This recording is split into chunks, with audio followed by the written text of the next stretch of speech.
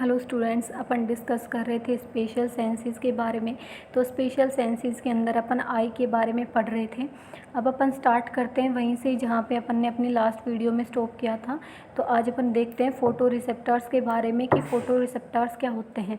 जैसे कि मैंने आपको ये चीज़ पहले भी बता दी थी कि फ़ोटो रिसेप्टर्स जो होते हैं वो लाइट सेंसिटिव सेल्स होते हैं जो कि मैकेनिकल स्टिमुलेशन को इलेक्ट्रिकल और केमिकल स्टिमुलेशन में कन्वर्ट करके ब्रेन के पास जो स्टिमुलस है उसको ट्रांसमिट करते हैं bye the help of optic nerve, जिससे ब्रेन के अंदर जो विजुअल एरिया है वो स्टिमुलेट हो जाता है और जो विजन है, इमेज है, वो बनती है।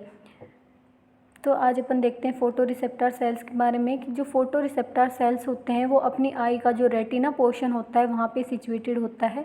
रेटिना एक ऐसा पार्ट होता है अपनी आई का जहाँ पे लाइट रेज हैं वो आके फोकस करती हैं। फोटो रिसेप्टर्स देखते हैं। फोटो रिसेप्टर आर दो cells which are sensitive for the light. There are two types of photoreceptor cells in the retina. They are named as rods and cones. तो photoreceptor cell जो होते हैं वो दो type के photo receptor cells होते हैं जिनको अपन रोड्स एंड कोन्स के नाम से जानते हैं। तो रेटिना क्या होता है, सबसे पहले क्या होता है कि जो लाइट रेज हैं वो लेंस के through aqueous humour aqueous humour fluid होता है उसके थ्रू स्ट्राइक होके और रेटिना के ऊपर फोकस करती है, जिससे इमेज है वो फॉर्म हो सकती है। अब इमेज फॉर्म कैसे हो सकती है कि जो अपनी जो रेटिना होती है उसके अंदर स्पेशल सेल्स प्रेजेंट होते हैं जिनको अपन फोटो रिसेप्टर सेल्स बोलते हैं। ये फोटो रिसेप्टर सेल्स जो होते हैं वो लाइट के लिए सेंसिटिव होते हैं। जब लाइट है फोकस करती है रेटिना के ऊपर तो इन सेल्स के अंदर पिगमेंट प्रेजेंट होता है, रोडोप्सिन पिगमेंट और ऑप्सिन पिगमेंट है वो प्रेजेंट होता है जो कि डिसोशिएट होता है, जिससे मैकेनिकल स्टिमुलेशन है वो इलेक्ट्रिकल और केमिकल स्टिमुलेशन में कन्वर्ट होता है और ऑप्टिक नर्व के थ्रू ब्रेन के पास है स्टिमुलस है वो जाता है, जिससे विजुअल प्रोसेस है, विजन की जो प्रोसेस है वो अकर होती है। तो अपन देखते हैं सबसे पहले रोड्स क्या होते हैं। रोड्स जो होते हैं वो रोड लाइक स्ट्रक्चर सेल्स होते हैं। There are about 125 million of rods in the retina of the eyes. जो आइज़ की जो रेटिना होता है उसके अंदर 125 मिलियन ऑफ रोड्स हैं वो प्रेजेंट होते हैं। They are responsible for the scotopic और night vision and black and white vision. जो रोड सेल्स होते हैं वो ब्लैक एंड वाइट विजन और जो नाइट विजन होता है उसके अंदर उसके लिए रिस्पॉन्सिबल होते हैं कि अपन नाइट के अंदर डार्क लाइट के अंदर जब अपन देख पाते हैं तो उसके लिए है वो रोड सेल्स हैं वो रिस्पॉन्सिबल होते हैं। कॉन्स सेल्स जो होते हैं वो डे लाइट विजन के लिए रिस्पॉन्सिबल होते हैं। जो कॉन्स होते हैं जब भी अपन लाइट विजन से लो लाइट के अंदर जाते हैं तो उस टाइम पे जो कॉन सेल्स होते हैं उनकी फंक्शनिंग है वो सीज हो जाती है, जिससे अपने को अंधेरे में दिखना है वो बंद हो जाता है। तो थोड़े बाद ही अपने को दिखना है वो स्टार्ट हो जाता है, वो होता है रोड्स की वजह से। रोड सेल्स हैं वो रिस्पॉन्सिबल होते हैं लो लाइट के अंदर विजन के लिए। तो इसके बारे में देखते हैं आगे। Rods are long cylindrical and larger cell. Its outer segment contain many disc-like structure which are filled with the photopigment rhodopsin। तो इसका जो आउटर सेगमेंट होता है उसके अंदर एक डिस्क लाइक स्ट्रक्चर होती है जो कि एक फोटो पिगमेंट से फिल्ड रहती है, जिसको अपन रोडोप्सिन बोलते हैं। रोडोप्सिन एक ऐसा प्रोटीन, एक ऐसा पिगमेंट होता है जो कि आउटर सेगमेंट के अंदर प्रेजेंट होता है। इस रोडोप्सिन का क्या फंक्शन होता है कि जब भी लाइट रेज हैं वो फोकस करती हैं रेटिना के ऊपर तो उस टाइम पे ये जो रोडोप्सिन होता है इसका डिसोसिएशन होता है, जिससे मैकेनिकल स्टिमुलेशन है वो इलेक्ट्रिकल और केमिकल स्टिमुलेशन में कन्वर्ट होता है और ब्रेन के पास है वो स्टिमुलस है वो पहुंचता है। At the terminal end of the rods, inner segment is present, which consists of single nucleus and intracellular inclusion। तो अपन ने इसकी स्ट्रक्चर की बात कर रहे हैं तो अपन ने सबसे पहले देखा कि ये रोड लाइक स्ट्रक्चर होती है और इसके अलावा इस रोड लाइक स्ट्रक्चर होते हैं, सिलेंड्रिकल स्ट्रक्चर होती है। ये जो सेल्स होते हैं रोड सेल्स है वो लार्जर होते हैं कॉन सेल से। उसके अलावा एक इसका आउटर सेगमेंट होता है और दूसरा जो होता है इनर सेगमेंट। इसका जो आउटर सेगमेंट के ऊपर एक पिगमेंट प्रेजेंट होता है जिसको अपन रोडोप्सिन बोलते हैं। उस रोडोप्सिन का मेन फंक्शन ये होता है कि जब जब भी लाइट रेज़ है वो रेटिना के ऊपर फोकस करती है तो उस टाइम पे ये रोडोप्सिन है वो डिसोशिएट होता है, ब्रेक होता है, जिससे जो मैकेनिकल स्टिमुलेशन है वो इलेक्ट्रिकल और केमिकल स्टिमुलेशन के अंदर कन्वर्ट होता है और ब्रेन के पास है वो सेंसेस जाती हैं। उसके अलावा इसका जो टर्मिनल एंड होता है, टर्मिनल एंड पे इनर सेगमेंट प्रेजेंट होता है जिसके अंदर इंट्रासेलुलर ऑर्गेनेलीज हैं वो प्रेजेंट होते हैं, जिसके अंदर न्यूक्लियस, माइटोकॉन्ड्रिया ये सब है वो प्रेजेंट होते हैं टर्मिनल एंड के ऊपर। At their terminal end, synaptic body or cleft is present which help in the formation of synapse with other photoreceptor cells। इसका मतलब ये है कि इसकी जो टर्मिनल एंड होता है वहाँ पे सिनेप्टिक बॉडी भी प्रेजेंट होती है, सिनेप्स प्रेजेंट होता है। अब सिनेप्स क्या होता है वो मैंने आपको पहले भी बताया था कि सिनेप्स जो होता है जंक्शन होता है दो न्यूरोनल सेल, जो दो न्यूरॉन्स होते हैं, दो न्यूरोनल सेल्स होते हैं, उनके बीच जहाँ पे दो न्यूरॉन्स आके जुड़ते हैं, कनेक्ट होते हैं, जहाँ उसको बोलते हैं अपन सिनेप्स। तो दो न्यूरॉन्स के बीच का जो जंक्शन होता है उसको सिनेप्स बोलते हैं। यही वो एरिया होता है जहाँ पे इम्पल्सिस का ट्रांसमिशन है वो होता है। तो जिससे इम्पल्सिस का ट्रांसमिशन होता है, जिससे ब्रेन के पास जो है वो स्टिमुलस है वो पहुँच पाता है और जो विजुअल की जो प्रोसेस होती है वो अराइज होती है। नेक्स्ट देखते हैं अपन कोन्स के बारे में। रोड्स के बारे में आपको समझ में आ गया होगा कि रोड्स जो होते हैं वो रोड लाइक स्ट्रक्चर होती है, सिलेंड्रिकल स्ट्रक्चर होती है, जिनकी साइज़ है वो कोन से ज़्यादा होती है। रोड्स एंड कोन्स के अंदर ये डिफरेंस होता है कि जो डे विजन होता है, जो अपन लाइट के अंदर जब अपन देख पाते हैं तो वो कोन्स की वजह से देख पाते हैं, क्योंकि कोन्स होते हैं वो ऐसे सेल्स होते हैं जो कि डे विजन के लिए रिस्पॉन्सिबल होते हैं। तो जब भी अपन नाइट लो लाइट के अंदर या फिर डार्क एरिया के अंदर जाते हैं तो उस टाइम पे अपने को एक बार के लिए, थोड़ी देर के लिए देखना है वो बंद हो जाता है। वो इस वजह से हो जाता है क्योंकि जो कॉन सेल्स होते हैं उनकी फंक्शनिंग सीज हो जाती है कि कॉन सेल्स है वो डार्कर एरिया के अंदर काम नहीं करते, उस टाइम पे रोड सेल्स हैं वो काम करते हैं। अब अपन एकदम से लाइट एरिया से अगर डार्कर एरिया के अंदर जाते हैं तो थोड़ी देर के लिए अपने को दिखना शुरू नहीं होता है। वो इस वजह से होता है क्योंकि उस टाइम पे जो रोडोप्सिन पिगमेंट होता है उसका रीसिंथेसिस हो रहा होता है, क्योंकि जब लाइट रेज फोकस करती है तो उस टाइम पे रोडोप्सिन का है वो डिसोशिएट हो जाता है, ब्रेक डाउन हो जाता है। लेकिन जब वापस से अपन डार्कर एरिया के अंदर जाते हैं तो उस टाइम पे रोडोप्सिन जो पिगमेंट होता है उसका रीसिंथेसिस होता है। तो जब अपन डार्कर एरिया के अंदर जाते हैं तो उससे थोड़ी देर बाद अपने को वो दिखना शुरू हो जाता है, तो उसको अपन बोलते हैं डार्क अडेप्टेशन पीरियड। ये क्या होता है वो अपन आगे देखेंगे, पहले अपन देखते हैं कोन्स के बारे में। Cones are the cone shaped photoreceptor cells in the retina, they are shorter than the rods. जो तो कोन्स जो होते हैं वो कोन शेप के फोटोरिसेप्टर सेल्स होते हैं जो कि रेटिना के अंदर प्रेजेंट होते हैं। ये जो सेल्स होते हैं इनकी साइज है वो रोड सेल से कम होती है। They are about 5.5 million of cones in the eyes. ये जो कोन्स होते हैं वो आइज़ के अंदर 5.5 मिलियन की अमाउंट में प्रेजेंट होते हैं। They are responsible for the photopic vision और डे लाइट विजन। जैसे मैंने आपको पहले भी बताया कि जो कोन्स होते हैं वो डे लाइट विजन के लिए रिस्पॉन्सिबल होते हैं। They are also helpful in the color vision. Both the photoreceptor cells of the retina convert the mechanical stimulation into the nerve impulses so that stimulation of optic nerve can occur. Same thing कि जो retina के अंदर दोनों ही photo receptor cells जो होते हैं वो क्या करते हैं, जो भी मैकेनिकल स्टिमुलेशन आता है, जो भी लाइट रेज है वो आती हैं, उन मैकेनिकल स्टिमुलेशन को कन्वर्ट कर देते हैं किस में, इलेक्ट्रिकल या फिर केमिकल स्टिमुलेशन में कन्वर्ट कर देते हैं, जिससे नर्व इम्पल्सिस हैं वो ट्रांसमिट होके जाती हैं ब्रेन के पास, विजुअल एरिया के पास, by the help of optic nerve, जिससे जो विजुअल प्रोसेस है वो अराइज होती है और पर्सन है वो देख पाता है। When light rays enter into the eyes, they are focused by the cornea, lens and aqueous humor onto the retina। तो जब लाइट रेज फोकस करती हैं, फोकस होती हुई जाती है, ट्रांसमिट होती हुई जाती हैं कॉर्निया से, लेंस से, एक्वस ह्यूमर पे, और फिर उसके बाद जाके रेटिना के ऊपर फोकस करते हैं, जिससे इमेज है वो फॉर्म होती है।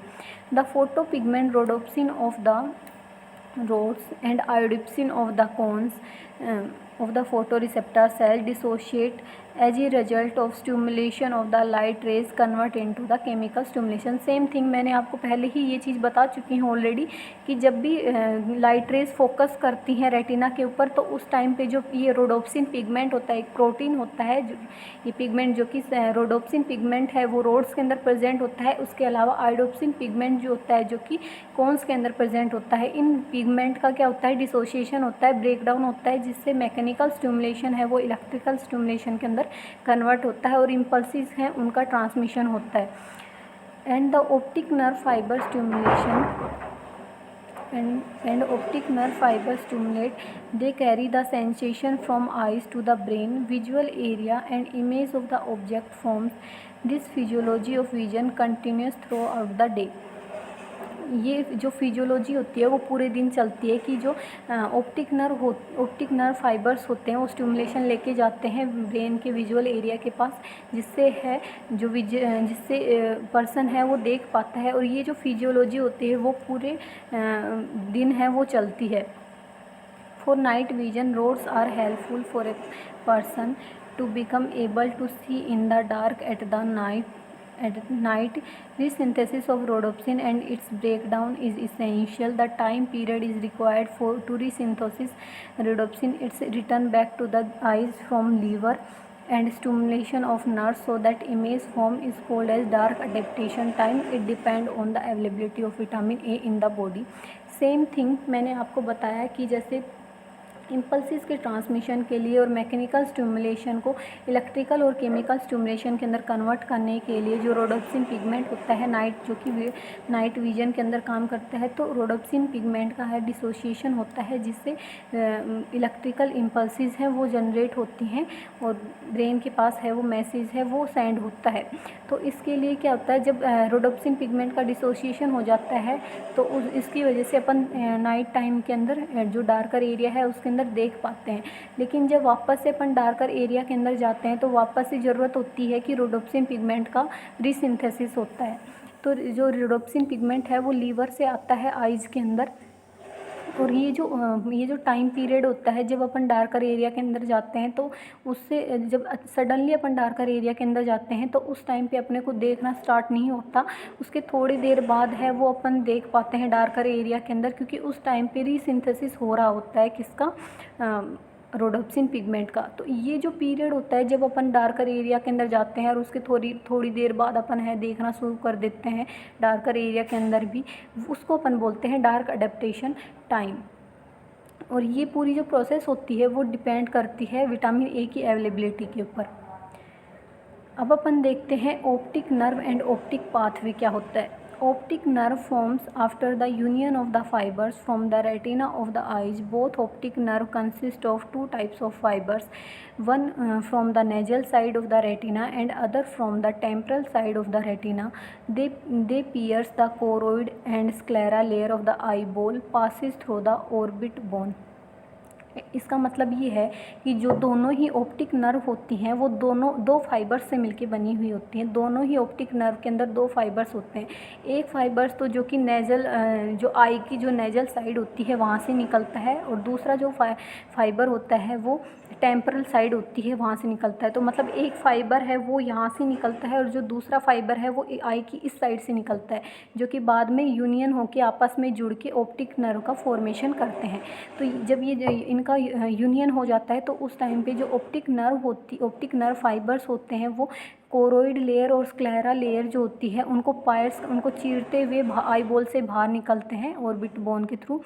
दे passes backward and medially through the orbit foramina of sphenoid bone and enter into the brain. ये जो होते हैं जो स्फिनोइड बोन के अंदर जो foramen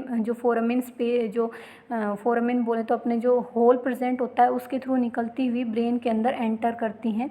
they further move backward and medially just above the level of pituitary gland. They crosses each other to form a optic chiasma. अब जो पिट्यूटरी ग्लैंड के लेवल से जस्ट अबो ये क्या करते हैं, एक दूसरे को क्रॉस करती हैं, और इनका जो क्रॉस होता है उसको अपन बोलते हैं ऑप्टिक कियाज्मा बोलते हैं। इसके अंदर क्रॉस के अंदर भी सिर्फ ये दोनों जो फाइबर्स होते हैं नेजल फाइबर और दूसरा कौन सा टेम्परल साइड का जो फाइबर होता है वो दोनों ही क्रॉस नहीं करते इनके अंदर। In the optic chiasma, only nasal fiber of optic nerve crosses to opposite side, while temporal fiber run the same side uncrossed. The partial crossing of the optic nerve fiber provide the sensation and control to both cerebral hemisphere over both eyes. इसका मतलब ये है कि शुरू से समझे तो देखो कि जो ऑप्टिक नर्व होती है वो दोनों ही जो ऑप्टिक, अब दो आइज़ हैं तो दो ऑप्टिक नर्व होती हैं, तो जो दोनों ही ऑप्टिक नर्व्स होती हैं वो दो फाइबर्स की यूनियन से बनी हुई होती हैं। तो जो आई से सिंगल आई से देखें तो हर एक आई से दो फाइबर्स हैं वो निकलते हैं, तो दोनों आई से एक एक फाइबर जो होते हैं वो नेजल साइड से निकलते हैं और एक एक जो इधर से टेम्परल साइड से निकलते हैं। ये फाइबर आपस में मिल के इनकी जो यूनियन होने के बाद ये क्या बनाते हैं, ऑप्टिक नर्व बनाते हैं। ये आई बॉल से निकलते हैं। आई बॉल से निकलने के बाद जो स्फीनोइड बोन होता है, स्फीनोइड बोन के अंदर होल प्रेजेंट होता है, फोरामेन होता है, उससे पास होते हैं। उसके बाद जो पिट्यूटरी ग्लैंड होती है, पिट्यूटरी ग्लैंड के लेवल से जस्ट अबो ये एक दूसरे को क्रॉस करते हैं। अब क्रॉस भी इनके अंदर जो नेजल साइड वाला दोनों ये जो नेजल साइड वाले जो फाइबर्स होते हैं वो क्रॉस करते हैं। टेम्परल लोब वाले जो फाइबर्स होते हैं वो एक दूसरे के क्रॉस नहीं करते, वो अपन सेम साइड में चलते हैं। वो क्रॉस करके जो अपनी साइड है वो चेंज कर लेते हैं, अपनी साइड चेंज कर लेते हैं और उसके बाद वो एंटर करते हैं। After crossing the optic tract form both the optic tract move backward and reaches to the lateral geniculate body of the thalamus. अब वहाँ से क्रॉस होने के बाद जो थैलेमस के अंदर एक एरिया होता है जिसको अपन बोलते हैं लैटरल जेनिकुलेट बॉडी, ये एक एरिया होता है, वहाँ पे रीच होते हैं। Here first order neuron terminate and second order neuron originate which are called as optic radiation. अब जो लैटरल आप इमेज के अंदर देख सकते हो कि जब जो लैटरल जेनिकुलेट बॉडी जो होती है, जो कि एरिया होता है कहाँ पे प्रेजेंट होता है, ये एरिया जो होता है थैलेमस के अंदर प्रेजेंट, ब्रेन का जो पार्ट होता है थैलेमस उसके अंदर प्रेजेंट होता है। दोनों ही जो ऑप्टिक नर्व हैं वो वहाँ पे ऑप्टिक नर्व और जो ऑप्टिक ट्रैक्ट है वो वहाँ पे उस एरिया के अंदर पहुँचते हैं। वहाँ उस एरिया में जाने के बाद जो नर्व इम्पल्सिस से रेडिएशंस हैं वो निकलती हैं। अब वो रेडिएशन जो होती हैं वो आगे जाके जो विजुअल एरिया होते हैं वहाँ पे रीच होती हैं। These radiation further move backward and terminate on the visual area of the occipital lobe of cerebral hemisphere. Cerebral hemisphere के जो ओसिपिटल लोब होती हैं जिसको अपन विजुअल एरिया बोलते हैं, वहाँ पे जाके ये क्या होते हैं, टर्मिनेट होते हैं, वहाँ पे जाके रीच होती हैं। When sensation from the retina reaches to the visual area of cerebrum, image of the object form and the person become able to see. कि जब सेंसेशन है वो रेटिना से ऑप्टिक नर्व के थ्रू विजुअल एरिया के पास पहुँचती है, जिससे इमेज फॉर्म होती है और पर्सन है वो देख पाता है। नेक्स्ट, अब इसकी अपन इतना आपको समझ में आ गया होगा, अब अपन इसके अप्लाइड है वो पढ़ते हैं। Injury to the optic pathway, अगर ऑप्टिक पाथवे की इंजरी हो जाए तो उसकी वजह से क्या कंडीशन है जो अराइज हो सकती है। An injury to the optic pathway में result in the visual disturbance. Obvious सी बात है, अगर ऑप्टिक पाथवे की इंजरी हो जाएगी तो उसकी वजह से विजुअल डिस्टर्बेंस आएंगे, क्योंकि विजन के लिए कौन रिस्पॉन्सिबल है, इम्पल्सिस का ट्रांसमिशन है वो किसके थ्रू हो रहा है, bye the help of optic nerve. अगर ऑप्टिक पाथवे ही डैमेज हो जाएगा तो उसकी वजह से विजन है वो प्रॉपर नहीं हो पाएगा। Depending on the level of injury to the optic nerve, like before optic chiasma, at the level of optic chiasma or after crossing of the fiber, the impact of injury can be assessed। अब इसमें भी क्या बताया गया है कि injury है वो कौन से लेवल के ऊपर हुई है, उस लेवल से अपने को पता चलेगा कि कौन सा एरिया है वो अफेक्ट हुआ है, कौन सी आई है वो अफेक्ट हुई है। In case of pituitary tumor compression, the optic chiasma may occur which result in the visual disturbance or total blindness may also occur। इसका मतलब ये है कि अगर पिट्यूटरी का ट्यूमर हो जाएगा, अगर पिट्यूटरी ग्लैंड का ट्यूमर हो जाएगा तो उसकी वजह से जो पिट्यूटरी ग्लैंड का जो ट्यूमर हुआ है वो क्या करेगा, जो ऑप्टिक chiasma है उसको कंप्रेस करेगा। ऑप्टिक chiasma क्या होता है, ऑप्टिक chiasma वो एरिया होता है जहाँ पे दोनों जो ऑप्टिक नर्व फाइबर्स होते हैं वो क्रॉस होते हैं। तो जहाँ पे वो क्रॉस होते हैं उस एरिया को अपन बोलते हैं ऑप्टिक chiasma। अगर पिट्यूटरी ग्लैंड का ट्यूमर हो जाएगा तो ट्यूमर की वजह से पिट्यूटरी ग्लैंड जो होगी वो कंप्रेस करेगी ऑप्टिक chiasma को, जिसकी वजह से इम्पल्सिस का ट्रांसमिशन नहीं होगा, जिसकी वजह से टोटल ब्लाइंडनेस भी अराइज हो सकता है और विजुअल डिस्टर्बेंस भी देखने को मिल सकता है। अब अपन देखते हैं segment of eye. There are two segment in our eyes, an anterior segment and a posterior segment. अब हमारे आई के अंदर दो सेगमेंट हैं वो प्रेजेंट होते हैं, anterior segment and posterior segment. The anterior segment of the I is the space between the cornea and the lens. जो एंटीरियर सेगमेंट जो होता है आई के अंदर, वो कॉर्निया और लेंस के बीच का स्पेस होता है, उसको अपन बोलते हैं anterior segment. It is divided into two parts by the iris. ये है दो पार्ट के अंदर डिवाइड किया गया है आइरिस की। The space between the posterior surface of cornea to the anterior surface of iris is called anterior chamber. जो कॉर्निया का जो पोस्टीरियर सरफेस होता है और आइरिस का जो एंटीरियर सरफेस होता है, उनके बीच का जो स्पेस होता है उसको अपन एंटीरियर चैम्बर बोलते हैं। The space between the posterior surface of iris and anterior surface of lens is called posterior chamber. और जो आइरिस का जो पोस्टीरियर सरफेस होता है और जो लेंस का जो एंटीरियर सरफेस का जो बीच का जो स्पेस होता है उसको अपन पोस्टीरियर चैम्बर बोलते हैं। In the anterior segment of I aqueous humour is filled. It is secreted by the secretory epithelial cells of ciliary body. ये चीज़ मैंने आपको पहले बता दी थी कि जो एंटीरियर सेगमेंट होता है आई का, उसके अंदर एक्वस ह्यूमर है वो फिल्ड हुआ रहता है। ये जो होता है ये एक्वस ह्यूमर है वो, इसको एक्वस ह्यूमर कहाँ से बनता है कि जो सीलियरी बॉडी के अंदर जो सीक्रेटरी एपिथेलियल सेल्स प्रेजेंट होते हैं, ये सीक्रेटरी एपिथेलियल सेल्स हैं वो इस फ्लूइड को सीक्रेट करने का काम करते हैं। This fluid maintain the intraocular pressure. ये जो फ्लूइड होता है वो आई का जो प्रेशर होता है इंट्राओकुलर प्रेशर, उसको भी रेगुलेट करने का काम करता है। ये जो नॉर्मल अडल्ट के अंदर जो नॉर्मल प्रेशर होता है वो होता है 10 to 20 mm of Hg। Aqueous humour is produce daily. जो एक्वस ह्यूमर है वो डेली प्रोड्यूस होता है और इसका कंट्रोल भी कैसे होता है, अगर जो भी extra amount of aqueous humour होता है वो स्केलमन जो होता है, कैनाल ऑफ स्केलमन होता है, वो इसको एब्जॉर्ब कर लेता है। जो भी extra amount of aqueous humour होता है उस फ्लूइड को क्या करता है, कैनाल ऑफ स्केलमन जो होता है वो एब्जॉर्ब कर लेता है, जिससे उस फ्लूइड का लेवल है वो रेगुलेट होकर रहता है। The excess vitreous body amount is returned back to the circulation through the canal of Schelman or scleral canal. Same thing. Posterior segment of eye is the space between the lens and retina। और posterior segment क्या होता है, posterior segment वो space होता है जो कि lens और retina के बीच में present होता है। In the posterior segment vitreous body is present। जो posterior segment होता है उसके अंदर विट्रस बॉडी है वो प्रेजेंट होती है। It help the aqueous humour to maintain the shape and size of the eye ball and intraocular pressure. Same thing कि जो विट्रस बॉडी के अंदर जो एक्वस ह्यूमर होता है वो आई बॉल की शेप साइज है उसको मेंटेन करके रखने का काम करते। अब इसकी पैथोलॉजी देखते हैं अपन। फर्स्ट है glaucoma. It is a condition of raised intraocular pressure more than 20 mm of Hg. It may occur either due to obstructing in the drainage of aqueous humor or due to overproduction. Glaucoma एक ऐसी pathological condition होती है जिसके अंदर जो आई का pressure होता है, इंट्राओकुलर प्रेशर वो होता है वो नॉर्मल से इंक्रीज़ हो जाता है। 20 mm of Hg से अगर इंट्राओकुलर प्रेशर इंक्रीज हो जाता है तो उस कंडीशन को अपन बोलते हैं ग्लूकोमा।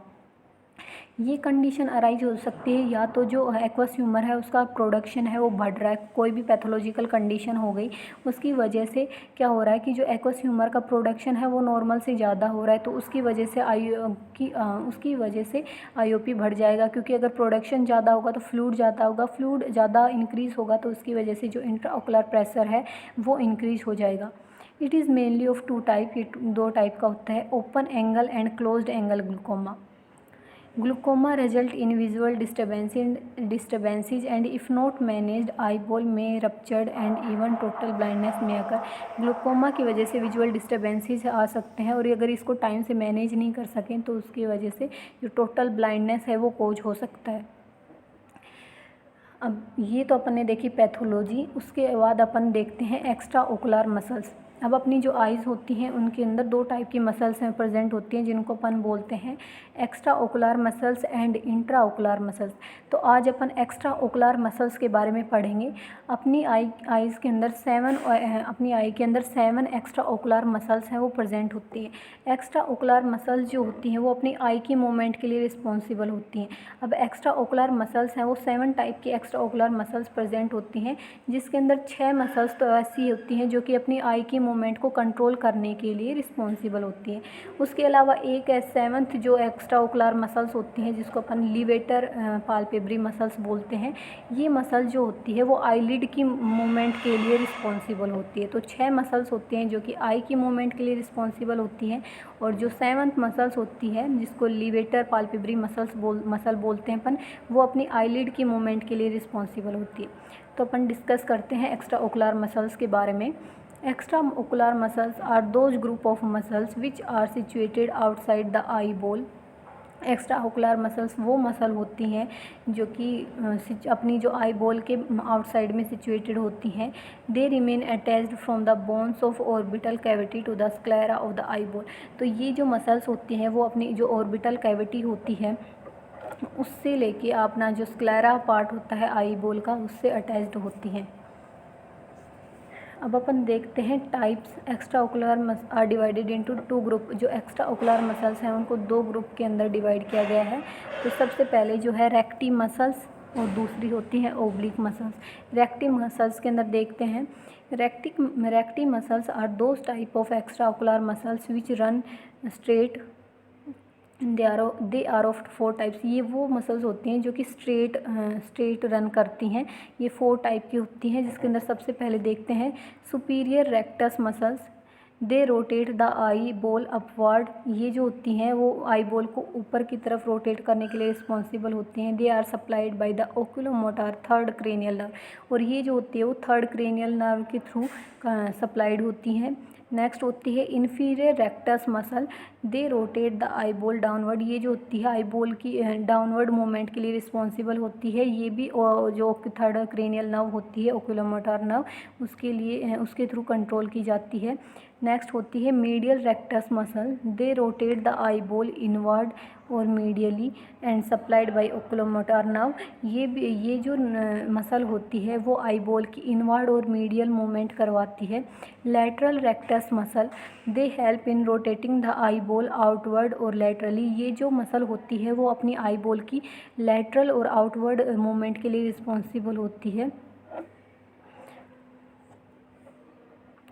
अब सेकंड, ये तो अपन ने देखी रेक्टी मसल। सेकंड देखते हैं ओब्लिक मसल।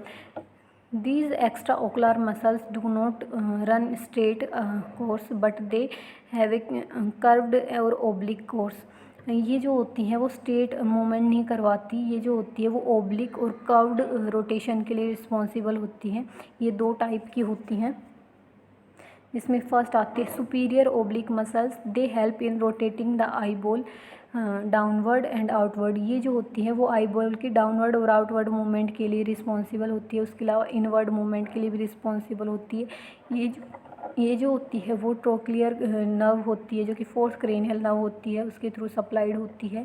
उसके अलावा inferior oblique muscle. They help in rotating the eye ball upward and inward और आउटवर्ड। ये जो होती है अपवर्ड, इनवर्ड और आउटवर्ड मूवमेंट के लिए रिस्पॉन्सिबल होती है।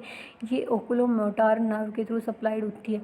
अब अपन फंक्शन देखें तो एक्स्ट्रा ओकुलर मसल का, all the extra ocular muscle help in focusing both the eyeball on the same object. they help in the accommodation। अब जो जितनी सारी जो एक्स्ट्रा ओकुलर मसल्स होती हैं वो हेल्प करती हैं आई बॉल की कि अपन है वो सेम ऑब्जेक्ट के ऊपर फोकस कर पाते हैं।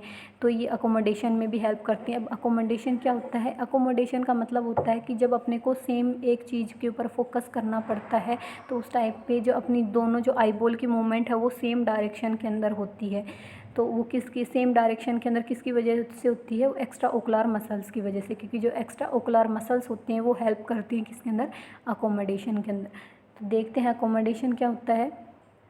Accommodation is the process of changes in the eyeball when a person focuses instantly on a near object while looking at a distant object. Accommodation process help in the formation on clear image of the object. These changes are reversed when a person focus on a distant object while focusing a near object. इसका मतलब ये है accommodation का same thing, जब अपन कोई distant object से near object की तरफ देखते हैं तो उस टाइम पे अपना जो पूरा फोकस है वो सेम ऑब्जेक्ट के ऊपर चला जाता है और अपनी जो आइज़ की मूवमेंट होती है वो सेम डायरेक्शन के अंदर होती है, उसको अपन बोलते हैं accommodation. During accommodation changes in the extra ocular muscles, pupillary muscles and ciliary muscles occur. जब अकोमोडेशन के टाइम पे जो एक्स्ट्रा ओकुलर मसल्स होती हैं, प्यूपिलरी मसल्स होती हैं और सीलियरी मसल्स होती हैं, उनके अंदर अपने को चेंजेज हैं वो देखने को मिलते हैं. Change for close vision. अब ये देखते हैं क्लोज विजन के लिए, जो क्लोज विजन के अंदर क्या क्या चेंजेस देखने को मिलते हैं. All the object which are within 6 metre are called as close object. जितने भी ऑब्जेक्ट 6 मीटर के एरिया के अंदर आते हैं उनको अपन क्लोज ऑब्जेक्ट बोलते हैं. And focusing them. When a person focus on a close object, immediately after focusing a distance object, following changes occur in his or her eye. कि जब भी कोई पर्सन डिस्टेंट ऑब्जेक्ट से जो नियर वाला object है उसके ऊपर फोकस करता है तो उसकी आई के अंदर क्या क्या चेंजेज है वो देखने को मिलते हैं, वो देखते हैं. Constriction in his प्यूपिल. जो उसकी प्यूपिल होती है, प्यूपिल की जो साइज होती है वो डिक्रीज हो जाती है क्योंकि प्यूपिल है का कॉन्स्ट्रिक्शन है वो देखने को मिलता है. When he focus on a distant object, pupil remain dilate. जब मतलब कि जब फार का ऑब्जेक्ट देखता है तो उसके जो प्यूपिल्स हैं वो डायलेट रहते हैं. And when we focus on a near object, pupillary constriction occur by the help of constrictor pupillae muscle. और जब भी अपन पास कोई जो नियर का ऑब्जेक्ट के ऊपर जब अपन फोकस करते हैं, नियर का ऑब्जेक्ट देखते हैं तो उस टाइम पे क्या होता है कि जो अपनी प्यूपिल की साइज़ है वो क्या हो जाती है, डिक्रीज हो जाती है क्योंकि प्यूपिल का है वो कॉन्स्ट्रिक्शन होता है bye the help of constrictor pupillary muscle. क्योंकि कॉन्स्ट्रिक्टर प्यूपिलरी मसल्स होती हैं वो जो अपनी प्यूपिल है उसका कॉन्स्ट्रिक्शन करवाती हैं, इस वजह से जो प्यूपिल साइज है वो डिक्रीज हो जाती है. It help in obstructing unwanted light rays to enter into the eyes. और ये जो इसकी कॉन्स्ट्रिक्शन क्या करता है, कॉन्स्ट्रिक्शन की वजह से जो भी अनवांटेड लाइट रेज हैं वो अपनी आई के अंदर एंटर नहीं कर पाती. उसके अलावा देखते हैं convergence of the eye ball. As we focus on a near object, जब अपन नियर ऑब्जेक्ट के ऊपर फोकस करते हैं, there is a simultaneous movement of the eyeball, so they are focused on the same object. This movement is convergence of eyeball. It occur with the help of extraocular muscle. तो जब भी अपन क्या होते हैं कि जब भी अपन कोई नियर का ऑब्जेक्ट देखते हैं तो अपने आई बॉल की जो मूवमेंट होती है वो सेम डायरेक्शन के अंदर हो जाती है और इसी मूवमेंट को अपन क्या बोलते हैं, convergence of the eye ball. और ये जो किसकी वजह से होता है, एक्स्ट्रा ओकुलर मसल्स की वजह से. कि जब अपन कोई नियर ऑब्जेक्ट है उसको देख रहे हैं, कोई पास का ऑब्जेक्ट है उसको देख रहे हैं तो उस टाइम पे एक तो जो अपनी प्यूपिलरी है वो कॉन्स्ट्रिक्शन देखने को मिलेगा क्योंकि अपनी प्यूपिल के साइज है वो स्मॉल हो जाएगी. आपने खुद ऑब्जर्व किया, अपन खुद नोटिस करते हैं कि जब अपन कोई दूर का ऑब्जेक्ट देखते हैं तो उस टाइम पे अपना जो प्यूपिल है वो डायलेट हो जाते हैं क्योंकि अपने को बहुत वो लगाना पड़ता है देखने के लिए, तो अपने प्यूपिलरी डायलेटेशन होता है. जब अपन पास का ऑब्जेक्ट देखते हैं तो उस टाइम पे अपनी जो प्यूपिलरी कॉन्स्ट्रिक्शन है वो अराइज हो जाता है. उसके साथ साथ ही जब अपन पास का ऑब्जेक्ट के ऊपर फोकस करते हैं तो अपनी जो आई बॉल होती हैं, आई बॉल की मूवमेंट है वो सेम डायरेक्शन के अंदर ही एक दूसरे के पास रोटेट होती हैं, तो उसको अपन बोलते हैं कन्वर्जेंस ऑफ आई बॉल. और कन्वर्जेंस ऑफ आई बॉल के लिए रिस्पॉन्सिबल होता है extra ocular muscles. Change in the refractive power of lens. अब जो लेंस की जो रिफ्रैक्टिव पावर होती है उसके अंदर क्या क्या चेंजेस देखने को मिलते हैं. आपको पता है कि जो लेंस होता है वो भी एकोमोडेशन के अंदर हेल्प करता है. कैसे, क्योंकि जो लेंस है वो अपनी शेप और साइज़ है वो चेंज कर लेता है जिससे जो लाइट रेज हैं वो अच्छे से फोकस कर पाएँ रेटिना के ऊपर. By the action of ciliary muscles and suspensory ligament of the lens changes its shape and size. Ciliary muscles की वजह से और सस्पेंसरी जो लिगामेंट जो कि सपोर्ट प्रोवाइड करवाने का काम करते हैं लेंस को, उनकी हेल्प से जो लेंस की शेप और साइज़ है वो चेंज हो जाती है. So that it's refractive power changes, जिससे इसकी जो रिफ्रैक्टिव पावर है वो भी चेंज होता है. रिफ्रैक्टिव पावर क्या होता है, रिफ्रैक्टिव पावर को अपन जो फोकसिंग पावर होती है उसको बोलते हैं अपन refractive power. Lens become short and thick. और जब इस टाइम पे क्या होता है कि जो जब अपन नियर के ऑब्जेक्ट पे फोकस करते हैं, जो लेंस की जो साइज होती है वो शॉर्ट हो जाती है और लेंस जो होता है वो थिक हो जाता है। Nearer the object shorter and thicker will be the lens.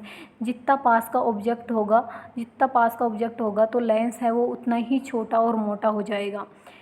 तो ये चीज़ आपको समझ में आ गई कि जब अपन पास का नियर का ऑब्जेक्ट देखते हैं तो उसके अंदर क्या क्या चेंजेस देखने को मिलते हैं। सबसे पहले उसमें जब अपन कोई दूर से जब पास का ऑब्जेक्ट देखते हैं तो उस टाइम पे सबसे पहले जो अपना प्यूपिलरी है वो कॉन्स्ट्रिक्शन होता है। प्यूपिलरी कॉन्स्ट्रिक्शन जो होता है वो उसके लिए कॉन्स्ट्रिक्टर प्यूपिलरी मसल्स होती हैं जो कि प्यूपिल का कॉन्स्ट्रिक्शन करवा देती हैं।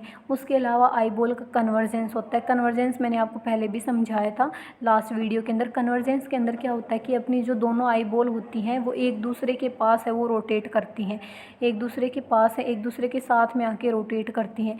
उसके अलावा रिफ्रैक्टिव पावर के अंदर चेंजेस हो जाते हैं। अब जो रिफ्रैक्टिव पावर, जो फोकसिंग पावर होती है लेंस की, वो चेंज होती है क्योंकि जो लेंस होता है वो अपनी शेप और साइज़ है वो चेंज कर लेता है, जिससे लाइट रेज़ हैं वो इजीली फोकस कर पाएँ रेटिना के ऊपर। और जब अपन पास के ऑब्जेक्ट देखते हैं तो उस टाइम पे जो लेंस की जो साइज होती है वो क्या हो जाती है, लेंस जो होता है शॉर्टर और थिक हो जाता है। अब देखते हैं changes during the distant vision. जब अपन दूर का विजन देखते हैं तो उस टाइम पे अपनी आईज़ के अंदर क्या क्या चेंजेस देखने को मिलते हैं। If a person focuses on a distant object immediately after focusing on A close object. जब भी कोई पर्सन क्लोज ऑब्जेक्ट इमीडिएटली जब भी कोई क्लोज ऑब्जेक्ट से दूर का ऑब्जेक्ट देखता है तो उस टाइम पे अपनी आइज़ के अंदर क्या क्या चेंजेस देखने को मिलते हैं, तो उसके बारे में देखते हैं। सबसे पहले क्या होगा, डायलिटेशन ऑफ प्यूपिल का डायलिटेशन होगा। To focus many object pupil get dilated. बहुत सारे, क्योंकि डिस्टेंट ऑब्जेक्ट देखने के लिए, बहुत सारे ऑब्जेक्ट देखने के लिए जो अपना प्यूपिल होगा वो डायलेट हो जाएगा। डाइवर्जेंस ऑफ आईबॉल है उसका डाइवर्जेंस होगा। Both the eyeball move from that close object to focus distance object the movement of eyeball is कन। इसके अंदर डाइवर्जेंस का मतलब होता है कि जो अपनी दोनों आईबॉल होंगी वो एक दूसरे से दूर की डायरेक्शन, दूर क्या करेंगी, मूव करेंगी, दूर की तरफ मूव करेंगी, तो उसको बोलते हैं अपन divergence of the eyeball. Changes in the refractive passages of the lens. और जो रिफ्रैक्टिव पावर होगी लेंस की उसके अंदर चेंजेस देखने को मिलेंगे। To focus all the light rays entering into the eyes lens become thin and flat. तो अब इसके अंदर जब फार का ऑब्जेक्ट देखते हैं तो उस टाइम पे क्या होता है कि जो अपना लेंस होता है वो थिन और फ्लैट हो जाता है। It changes the refractive power of the lens, जिससे जो लेंस की जो रिफ्रैक्टिव पावर होती है वो चेंज हो जाती है। तो आपको ये समझ में आ गया होगा कि जब अपन दूर का ऑब्जेक्ट देखते हैं और पास का ऑब्जेक्ट देखते हैं तो अपनी आइज़ के अंदर क्या क्या चेंजेस हैं वो देखने को मिलते हैं। अब अपन देखते हैं अपनी फिजियोलॉजी ऑफ विजन की। अपन कैसे पर्सन है वो कैसे देख पाता है, कि क्या फिजियोलॉजी होती है विजन की। ये जो विजन की जो फिजियोलॉजी होती है वो पूरे दिन है वो चलती है, उसी की वजह से अपन है वो देख पाते हैं। सबसे पहले है ऑब्जेक्ट। कोई भी ऑब्जेक्ट है जिससे लाइट रेज़ हैं वो एंटर करी आई के अंदर, लाइट रेज़ है एंटर करी आई के अंदर। उसके बाद it Passage through the conjunctiva and cornea. उसके बाद जो लाइट रेज़ हैं वो कंजक्टाइवा और कॉर्निया लेयर से पास होके जाएंगी। Passage through the anterior chamber से पास होंगी। देन थ्रू द प्यूपिल, फिर प्यूपिल से पास होंगी। Passage through the posterior chamber, उसके बाद posterior chamber Passage through the lens के थ्रू पास होके जाएंगी। It focuses light rays on the retina. उसके बाद जो लाइट रेज होती हैं वो रेटिना के ऊपर फोकस करती हैं। अब रेटिना के अंदर फोटो रिसेप्टर सेल्स होते हैं जिनको अपन रोड्स एंड कोन्स बोलते हैं, वो स्टिमुलेट हो जाएंगे।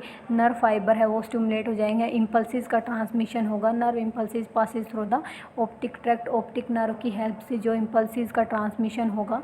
Impulses reaches to the visual area of occipital lobe of cerebrum. जो सेरिब्रम के अंदर जो ऑक्सीपिटल लोब होता है, ऑक्सीपिटल एरिया होता है, वहाँ पे जाएंगे इम्पल्सिस, जिससे इमेज ऑफ ऑब्जेक्ट फॉर्म, जिससे ऑब्जेक्ट की इमेज है वो फॉर्म होती है और पर्सन है वो देख पाता है।